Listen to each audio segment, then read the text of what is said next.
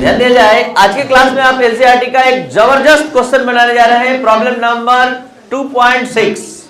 सबसे पहले सभी स्टूडेंट इस क्वेश्चन को ध्यान से समझेंगे।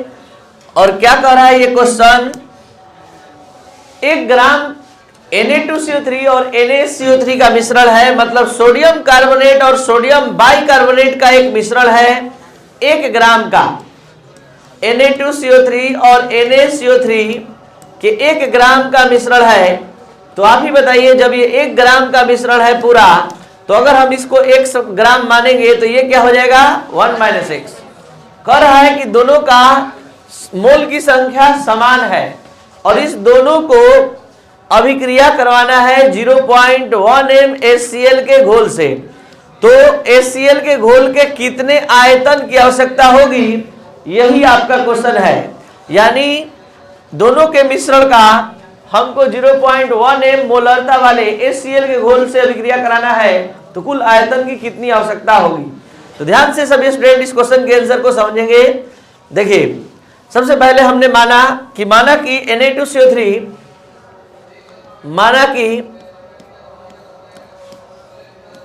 Na2CO3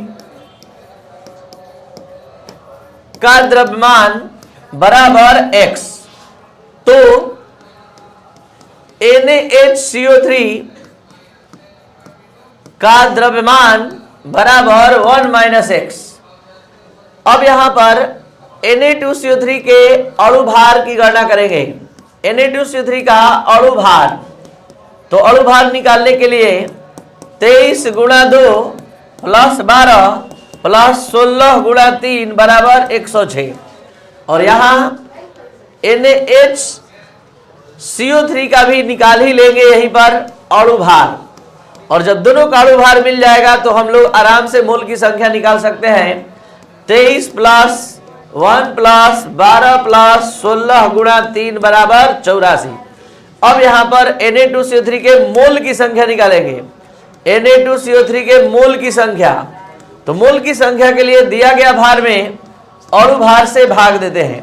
और उसी तरह NaHCO3 के मोल की संख्या निकालेंगे, तो अणु भार में दिए गए भार में अणु भार से भाग देंगे।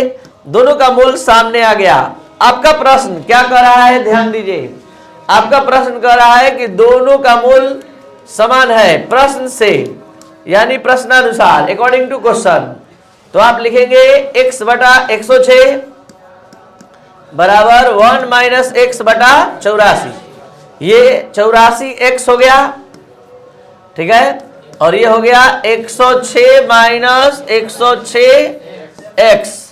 तो ये आपका 106, ये इधर आ गया 84x + 106x बराबर यहां पर कितना रह गया 106। और ये पूरा जुट कर कितना हो गया 190x और 106। फाइनली हम लोग x का मान यहां निकाल लिए और 190 से डिवाइड करने के बाद इसका मान आ रहा है कितना 0.558 ग्राम।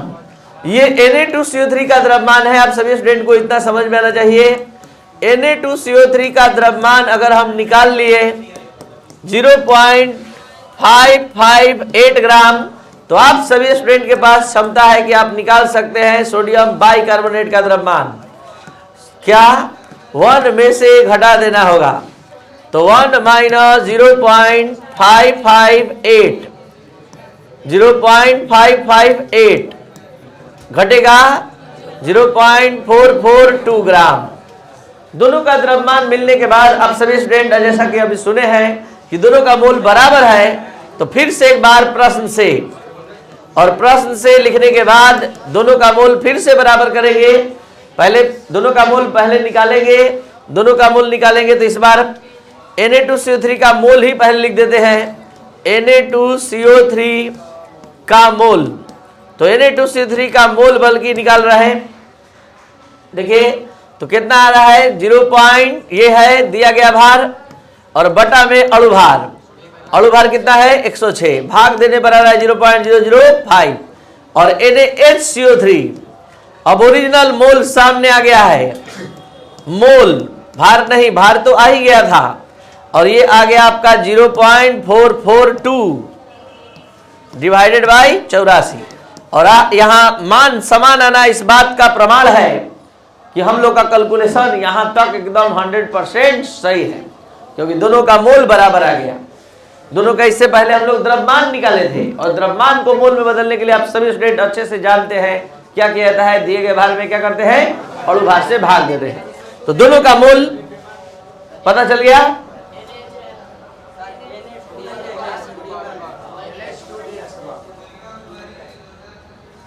चलिए ध्यान दिया जाए। तो यहां पर हम बात कर रहे थे कि दोनों का मोल हम बराबर कर लिए। अब आगे का क्वेश्चन सुना जाए ध्यान से थोड़ा। कह रहा है कि दोनों मिश्रण 0.1 m मोलरता वाले HCl घोल से अभिक्रिया करेगा तो कितना आयतन खर्च होगा। पहले आप सभी स्टूडेंट को इतना तो आना चाहिए कि 0.1 m HCl का अर्थ क्या होता है। आप लोगों को हम बार बार बताते हैं कि m का मतलब क्या समझना है, मोल प्रति लीटर। मतलब 1 लीटर में कितना मोल, 0.1 मोल। 1 लीटर में कितना मोल, और 1 लीटर को क्या लिख सकते हैं आप, तो 1000 ml में इतना मोल है। इतना आपको समझ में आना चाहिए, तभी ये क्वेश्चन का आगे का कैलकुलेशन कर सकते हैं। आपको करना क्या है, इस दोनों को बारी बारी से अभिक्रिया करवाना है। मतलब Na2CO3 को HCl से और NaCO3 को HCl से।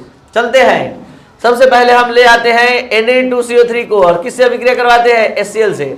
किसी धातु के कार्बोनेट से जब यहाँ पर अम्ल से अभिक्रिया करवाते हैं तो हमेशा अम्ल का क्लोराइड और कार्बन डाइऑक्साइड और CO2 गैस बनता है। तो यहाँ पर आप देख सकते हैं इसका 1 मोल, इसके कितना मोल से अभिक्रिया कर रहा है HCl के, 2 मोल से। 1 मोल कितना से अभिक्रिया कर रहा है, तो लिखेंगे चूंकि 1 मोल Na2CO3 का केवल अभी रिएक्शन करवा है, अभी एक चीज का रिएक्शन करवाना बाकी है। तो 1 मोल Na2CO3 का HCl के 1 मोल Na2CO3 का अभिक्रिया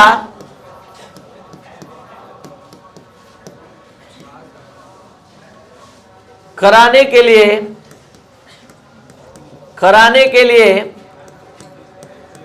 HCl के 2 मोल की आवश्यकता होती है। 2 मोल की आवश्यकता होती है।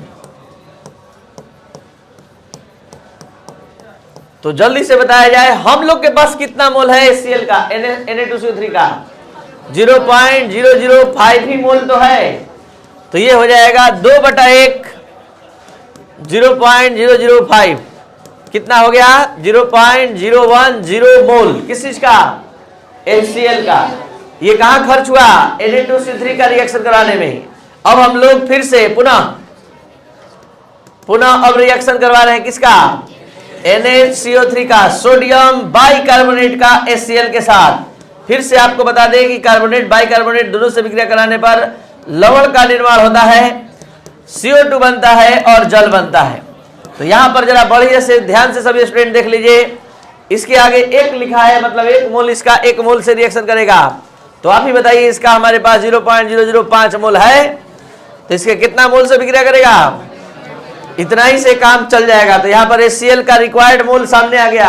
आवश्यक मोलों की संख्या HCl का यहाँ पर इतना है और यहाँ पर इतना है। तो बताइए कुल HCl के मोल की संख्या, कुल HCl के मोल की संख्या 2 जगह खर्च किए हैं। पता लगाइए कहां कहां और कितना कितना। एक जगह खर्च किए इतना और एक जगह पूरा मिलाकर मोल। अगर आपका क्वेश्चन पाता ये पूछता कि HCl का मोल केवल बता दीजिए तो आंसर यही हो जाता। उसको HCl का मोल नहीं चाहिए, उसको HCl का क्या चाहिए। तो आइए आपको हम सिखाते हैं मोल को आयतन में कैसे बदला जाता है। सबसे पहले फिर से वही बात हम आपके सामने करेंगे। 0.1 m का अर्थ आज समझा दीजिए। 0.1 m का मतलब समझाइए। 1 लीटर या HCl का उल्टा बोलकर दिखाइए। उल्टा बोलिए, लिख रहे 0.1 मोल HCl 1000 बिलियन में 1000 ml के बिलियन में वर्तमान है या घोल में वर्तमान है, घोल में वर्तमान है। तो बताइए जल्दी से आपके पास HCl का कुल मोल कितना है? HCl का कितना मोल है? कितना खर्च करके आए हैं? 0.1 मोल जब 1000 ml में है तो 0.015 कितना में होगा? 1000 बटा गुणा पॉइंट हटा 100 1000 पॉइंट हटा 150 ml HCl। एक बार शुरू से अंत तक 1 मिनट में फुल रिकैप आप पढ़ने जा रहे हैं एनसीईआरटी प्रॉब्लम नंबर 2.6। 1 मिनट में आप इस क्वेश्चन को समझ सकते हैं। जल्दी से पहले 30 सेकंड में आंसर सुना जाए, क्वेश्चन समझा जाए। Na2CO3 और NaCO3 का 1 ग्राम का मिश्रण है जिसको 0.1 MgCl के से अभिक्रिया कराना है तो कितने आयतन की आवश्यकता होगी? इसके लिए हमने मान लिया कि Na2CO3 का द्रव्यमान x तो NaCO3 का 1 - x दोनों का अणुभार निकालकर मोल की संख्या बराबर कर दिए। मोल की संख्या बराबर करने से हमें क्या मिल गया? दोनों का द्रव्यमान मिल गया। दोनों के द्रव्यमान में फिर से अणुभार से भाग दिए, मोल निकल गया। मोल निकलने के बाद बारी बारी से दोनों का रिएक्शन करवाए और रिएक्शन करवाने के बाद यहां पता चला कि वास्तव में HCl के कितने मोल की संख्या की जरूरत है। अगर मोल पता चल गया तो 0.1 मोल जब इतना 1000 ml में है तो जितना मोल हमने खर्च किया वो कितना में होगा। तो ये था आपका आज का क्लास। अगर आपको अच्छे समझ में आया तो लाइक शेयर और सब्सक्राइब करें। Thank you.